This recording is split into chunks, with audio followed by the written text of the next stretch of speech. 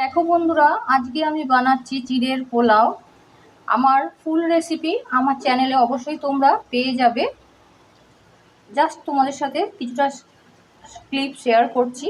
এই দেখো, চিড়েটা ধুয়ে ভিজিয়ে রেখে দিয়েছিলাম অল্প জলে।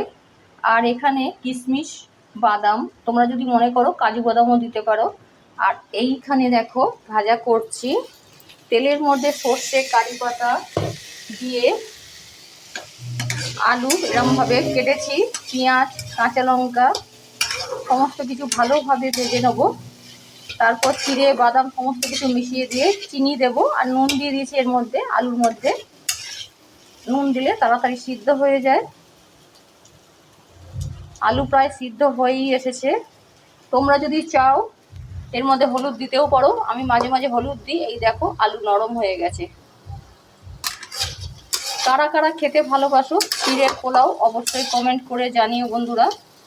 বর্ষার দিনে আজকে খিচুড়ি না খেয়ে, আজকে এখন তো বর্ষা চলছেই, তাই খিচুড়ি কালকে বানাবো, আজকে ঝটপট বানিয়ে ফেললাম রাত্রিবেলার জন্য চিড়ের পোলাও। চলো ফুল রেসিপিটা আমি তৈরি করে নিই, তারপর তোমাদের সাথে অবশ্যই ফাইনাল লুকটা দেখাবো। এখনের মতন টাটা।